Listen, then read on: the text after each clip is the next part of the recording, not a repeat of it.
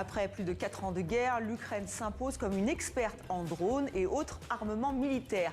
Est-ce que cela peut lui permettre de remporter cette guerre? On en débat avec notre correspondante à Kiev. Bonsoir Maureen Mercier. Vous nous faites vivre le quotidien de cette guerre dans vos carnets d'Ukraine. Un podcast à suivre absolument. Merci d'être avec nous. Et nos invités, Guillaume Ancel, bonsoir. Ancien officier écrivain, auteur de Petites leçons sur la guerre, comment défendre la paix sans avoir peur de se battre. C'est aux éditions Autrement et du site d'information Ne pas subir. Et face à vous, Ulrich Bouna, bonsoir. Vous êtes chercheur associé chez Eurocréative, groupe de réflexion français sur l'Europe centrale et orientale. Merci à vous trois. Alors évidemment, on va beaucoup parler d'armes ce soir, dans ce débat, de drones et pourquoi pas de drones navals. Je ne résiste pas à vous poser une question sur cette dernière déclaration de Donald Trump qui dit qu'il va bloquer ce détroit, que des drones navals vont donc être utilisés pour déminer. Est-ce que c'est plausible? Une petite réaction par rapport à cette actualité. Au point de vue de l'armement, oui, bien sûr, c'est possible. C'est-à-dire qu'avec des drones navals, d'une part, on peut déminer, aller observer ce qui se passe au niveau de l'eau et déminer. C'est ce qu'ont fait les 2 navires américains hier qui ont franchi le détroit d'Ormuz dans les 2 sens, parce qu'il n'était pas question qu'ils s'aventurent. Et puis, par ailleurs, la menace d'utiliser des drones navals, c'est une manière aussi de dire à un moment, il n'y aura pas de trafic maritime ici, parce que vous comprenez, il y a des drones qui pourraient être dangereux. C'est exactement ce qu'ont fait les Iraniens avec les mines, dont on pense qu'il n'y en a aucune dans le détroit d'Ormuz, mais le fait de menacer avec des mines fait qu'aucune compagnie maritime privée peut se permettre de circuler à ce moment-là. Et c'est vrai que les drones navals, ils les utilisent aussi, les Ukrainiens. Ils les ont utilisés en mer Noire. Alors tout à fait, alors pas du tout pour le même usage. Là, effectivement, on parle plutôt de drones qui seraient capables de cartographier un petit peu l'espace maritime pour identifier éventuellement des mines dans le détroit d'Ormuz. L'objectif des Ukrainiens en mer Noire était vraiment différent. L'objectif était plutôt d'aller frapper donc avec des drones kamikazes de plus en plus perfectionnés la marine russe pour en quelque sorte rouvrir non pas le détroit d'Ormuz mais le passage des navires de commerce ukrainiens dans la mer Noire pour aller ensuite en Méditerranée. Donc on va suivre ces menaces évidemment, mais là revenons à l'Ukraine qui est donc en pointe en matière de drones. Selon nos confrères du Monde, l'armée ukrainienne a même repris le dessus dans cette guerre aérienne contre la Russie. On va regarder ces chiffres qui ont été dévoilés par le ministère de la Défense russe. 7347 drones ukrainiens abattus en mars, soit à peu près 237 projectiles par jour. Je répète encore une fois, c'est le ministère de la Défense russe. Maureen Mercier, cette expertise militaire, est-ce qu'elle permet à l'Ukraine de tenir bon face à la Russie ? Alors d'abord, il faut se méfier des chiffres. Ensuite, je pense qu'il faut vraiment préciser que oui, l'Ukraine excelle si on la compare à l'Europe en matière de drones, parce qu'en Europe, on est terriblement en retard. Le problème, c'est que l'Ukraine, elle a cet adversaire, la Russie, qui excelle aussi en matière de drones et puis qui est capable d'en produire énormément. Alors, ce qui s'est passé au mois de mars, il faut peut-être le préciser, c'est l'Ukraine qui parvient pour la première fois à frapper en profondeur plus que la Russie. Mais on parle que du mois de mars. Il faut vraiment voir si les choses vont se confirmer. Je pense qu'il ne faut vraiment pas oublier le contexte. Depuis fin 2022, l'Ukraine ne parvient pas à récupérer ses terres. L'Ukraine ne parvient que, mais je mets vraiment là 1000 guillemets, ne parvient qu'à tenter de freiner la Russie et à quel prix ça lui coûte énormément de vie. Je reviens là maintenant de reportages au nord du pays, à la frontière biélorusse. Je peux vous assurer que les gens sont extrêmement préoccupés. Alors, des drones, il y en a encore une fois des 2 côtés. Ça fait plus de dégâts humains quand vous êtes dans ces petites villes à la frontière biélorusse.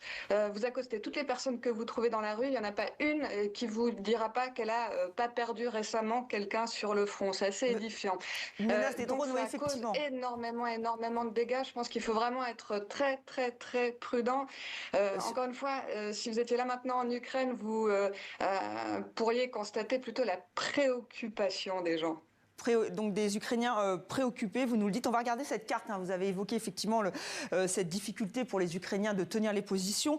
Justement, l'utilisation des drones, c'est vraiment une révolution amenée par cette guerre. Est-ce qu'elle fige les positions d'un côté comme de l'autre ? Elle fiche pas les positions, mais elle rend beaucoup plus compliqué le mouvement des troupes. Il faut bien comprendre que désormais, grâce aux drones, aussi bien d'observation que drones kamikazes de frappe, désormais, enfin, ça dépend des conditions atmosphériques, mais lorsque les conditions atmosphériques sont bonnes, tout mouvement de troupes est automatiquement détecté et visé instantanément par des drones. Donc ça complexifie énormément la montée d'opérations complexes avec énormément de troupes. Et des deux côtés. Des deux côtés, bien évidemment, et sur une profondeur de 20 à 30 km. Donc, c'est-à-dire que désormais, ce qu'on en appelle la kill zone, donc la zone de mort, elle s'étend de 20 à 30 km à peu près au niveau du front. Donc, ce qui veut dire que tout mouvement dans les 20 à 30 km de la ligne de front est automatiquement détecté, frappé, ce qui complexifie énormément la progression des troupes d'un côté comme de l'autre. Alors, un ancien haut responsable américain, David Petraeus, affirme que l'Ukraine est en passe de devenir le principal complexe militaro-industriel du monde libre. Il s'emballe, Guillaume Ancel, quand il dit ça ? Disons qu'il faut rajouter la fin de la phrase, dans le domaine des drones. Parce que pour le reste, pour ce qui est des systèmes de défense solaire, de missiles intercepteurs, etc., non, ils ne sont pas pointus. D'ailleurs, ils sont totalement dépendants de l'approvisionnement des pays qui les soutiennent. Mais pour ce qui est des drones, ils ont pris une avance d'autant plus grande que ce sont les seuls en Europe, avec la Russie, qui sont passés en économie de guerre. C'est-à-dire qu'ils y consacrent, d'une part, des moyens financiers considérables, mais surtout, ils ont agrégé un système assez révolutionnaire de fabrication et de production des drones. Là où en Europe, on en est encore à vouloir passer des grandes commandes sur 10 ans à des constructeurs aéronautiques qui nous font ça en dizaines de millions de dollars, genre Dassault, en fait, les Ukrainiens, ils produisent pour les 3 semaines à venir des milliers de drones qui seront obsolètes dans les 3 mois à venir. Et c'est cette rapidité, cette capacité à travailler en réseau avec des toutes petites start-up, mais aussi avec des fabricants qui vont faire que des morceaux de pièces détachées, qui est inatteignable aujourd'hui pour les grands constructeurs européens qui vont du coup faire des joint ventures avec les Ukrainiens pour comprendre comment ils fonctionnent. C'est un autre modèle industriel. Un autre modèle. On va y revenir dans quelques minutes, mais justement, est-ce que sur ce savoir-faire ukrainien, c'est pour les raisons qui ont été évoquées, les Russes sont-ils exactement dans la même démarche ou les Ukrainiens font preuve d'encore plus d'agilité et de savoir-faire ? Alors effectivement, ce qu'il faut comprendre dans cette guerre des drones, c'est que c'est vraiment une guerre d'agilité. Comme vous l'avez dit, il faut être extrêmement rapide et adaptable. Donc ça suppose effectivement d'avoir des unités dédiées avec des experts qui vont être capables, un peu comme on le voit là, d'adapter en temps réel le drone pour qu'il résiste à la lutte électromagnétique, pour qu'il résiste à la lutte anti-drone, des drones anti-drone par exemple. Et donc de ce point de vue-là, l'armée ukrainienne qui est un peu plus décentralisée et a une vision un peu plus, on va dire, par le bas des choses, elle a effectivement historiquement plus de capacité à faire. On a vu finalement de façon assez récurrente, par exemple, des unités avoir leurs propres imprimantes 3D pour essayer de customiser un peu leurs drones, etc. Les Russes, normalement, sont un peu moins agiles. C'est un peu moins vrai. Ils ont mis en place une unité qui s'appelle Rubicon, qui est pour le coup complètement dédiée à la lutte justement, à la guerre des drones. Et donc cette unité, justement, elle est beaucoup plus autonome et est capable justement d'améliorer ses drones en temps réel, ce qui complexifie les choses. Maureen Mercier depuis Kiev, comment vous voyez justement ce savoir-faire des drones qui font beaucoup de dégâts matériels et surtout humains? Vous nous l'avez rappelé. Est-ce que les civils sont sollicités? Comment ça marche? Oui, d'abord, même les entreprises privées sont sollicitées dans le sens qu'on les pousse aujourd'hui à assurer leur propre défense. Aussi parce que l'État manque de moyens. Le territoire est absolument gigantesque. Imaginez les moyens colossaux qu'il faut en matière de défense antiaérienne pour réussir à défendre le pays, d'autant plus qu'aujourd'hui, les attaques, ça peut représenter sur l'ensemble du territoire ukrainien, non plus comme il y a 2 ans, une cinquantaine de drones Shahed pour frapper les grandes villes et les infrastructures sur les grandes villes. Non, jusqu'à 1000 drones peuvent arriver comme ça sur le pays. Donc vous avez des entreprises privées qui tentent de s'équiper pour pouvoir se défendre au cas où elles seraient ciblées. Et puis vous voyez aussi ces images qui sont assez incroyables, mais vous voyez des gens qui sont infirmiers, juges la journée, qui pourraient être journalistes comme vous et qui, la nuit, avec leurs compagnons, des gens qui sont parfois formés très très vite, vont devoir assurer la défense antiaérienne, c'est-à-dire que tout simplement ils vont circuler dans des véhicules, suivre les ordres qu'on va leur donner en cas d'attaque, ils vont essayer de neutraliser, donc de tirer tout simplement sur les drones Shahed avant que ces drones Shahed n'atteignent leur cible. Et puis il faut toujours se rappeler que ce sont des charges explosives, quoi qu'il en soit, donc même neutralisées, ces charges explosives finissent par tomber quelque part, elles peuvent tomber sur des villes, provoquer des incendies, provoquer des morts. C'est des choses qu'on voit ici très régulièrement. Shahed, que tout le monde connaît malheureusement, drone donc d'origine de conception iranienne. Alors Volodymyr Zelensky a fait une grande tournée en Arabie Saoudite, au Qatar, aux Émirats Arabes Unis, et il a signé plusieurs accords de coopération sécuritaire. Il a même effectivement félicité ses experts ukrainiens qui sont à la manœuvre. On écoute.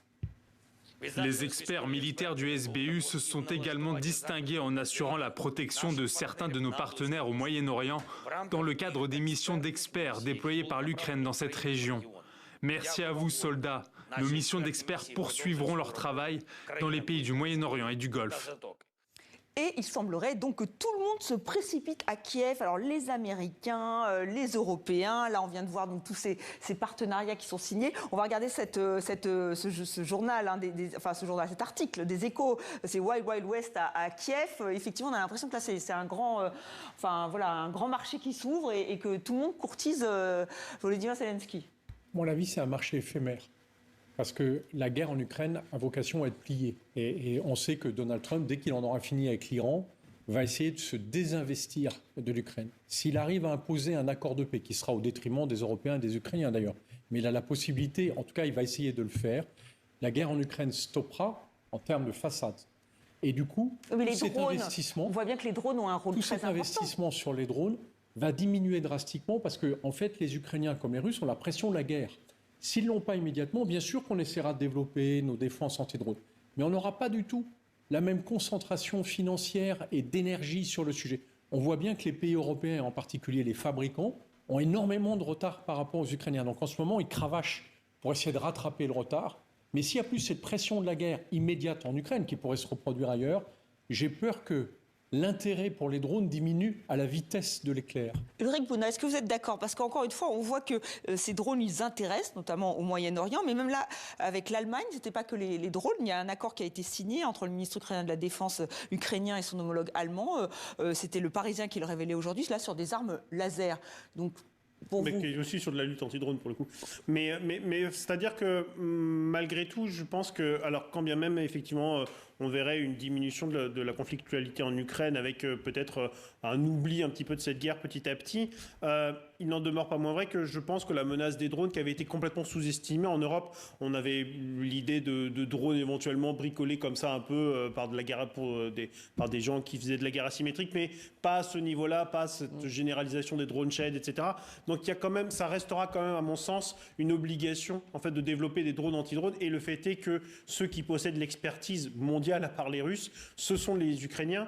Donc je pense qu'on verra quand même, et on voit déjà en fait des startups. Alors vous parlez de ces grands accords de partenariat, oui, mais il y a aussi des startups, notamment françaises, qui sont directement sur le terrain en Ukraine, qui expérimentent des choses et qui ensuite produisent en fait ces drones anti-drones notamment en France. Donc ça, je pense que ce marché-là va quand même continuer à se développer parce que notamment les pays du Golfe seront obligés d'acheter en fait en grande quantité des drones anti-drones. Oui, et ils renouvellent leurs alliances. D'ailleurs, les pays du Golfe qui étaient un peu déçus par la protection américaine et qui cherchent ailleurs, et pourquoi pas avec l'Ukraine. Alors, Maureen, on parle là, ça doit se compter en millions, voire milliards, hein, ces contrats. Est-ce que ça bénéficie donc à la lutte contre évidemment la Russie, à la population, ou est-ce qu'il y a aussi des craintes de corruption, parce que des affaires de corruption, il y en a beaucoup en Ukraine?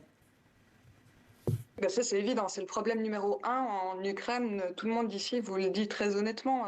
C'est une guerre contre la corruption et contre l'envahisseur russe. Et puis, souvent, les gens vous rappellent que c'est lié. C'est aussi l'héritage de l'Union soviétique, la corruption. Donc, bien évidemment que la corruption, ça va être un problème à ce niveau-là. Mais juste peut-être quelque chose de très important. Les drones, c'est bien, mais je crois que c'est le chef de cabinet de Zelensky qui l'acclamait très récemment. Des drones sans hommes ou femmes, sans soldats, ça ne sert strictement à rien. Et c'est ça le problème de l'Ukraine. C'est-à-dire que l'Ukraine manque de soldats. Vous avez sur le front des soldats qui ne peuvent plus faire de rotation pratiquement, donc qui sont absolument épuisés, éreintés, et puis qui sont tués et qui sont mutilés. Il n'y a pas d'autre mot. On parlait tout à l'heure de la dead zone, c'est si ça, hein, les guerres de drones. C'est-à-dire que vous ne pouvez plus pénétrer sur des bandes de jusqu'à 20 km avec des véhicules. Donc, quand vous devez aller chercher un compagnon blessé, celui-ci va mourir alors que 2 ans plus tôt, il ne serait pas mort pour une même blessure, tout simplement parce que vous ne pouvez pas l'extraire de cette zone sans risquer de vous faire tuer à votre tour, parce que tout ce qui bouge, pardon de le dire comme ça, mais c'est la réalité, est littéralement repéré et tué par les drones russes. C'est le problème humain, je pense, qui reste le problème numéro 1 de l'Ukraine. Il faut toujours le rappeler, la population russe est 3-4 fois plus qu'en Ukraine. En Ukraine, les gens savent trop ce que c'est que cette guerre. Les hommes ont beaucoup de mal à accepter d'être mobilisés aujourd'hui, puisqu'ils savent que tout simplement, on n'en revient pas, on en revient mutilé. Oui, effectivement, il y a très peu de rotation. Guillaume Ancel, alors effectivement, est-ce que ça veut dire robotisation ou est-ce que ça veut dire que l'Ukraine va perdre parce que, comme l'a dit Maureen, il n'y a plus d'hommes ni de femmes pour se battre? Il y a 2 conséquences à ce que vient d'expliquer Maureen. La première, c'est qu'on cherche à automatiser un certain nombre de tâches et l'intelligence artificielle a donné des capacités de piloter sans pilote, ou plutôt avec un pilote, de piloter 10 ou 20 drones, ce qu'on ne savait absolument pas faire avant, parce qu'avant, finalement, un drone n'était qu'un avion sans pilote, donc il fallait que le pilote soit quelque part. C'est ce qui permet, alors on ne sait pas encore faire voler des essaims, mais des groupes de drones de 10, 20, 30 exemplaires, oui, ça c'est grâce à l'IA. Et puis, l'autre point qui va probablement changer la donne, c'est que on cherche des manières de s'affronter en minimisant les pertes humaines. C'est assez particulier parce que du coup, ça donne une dimension au combat très spéciale.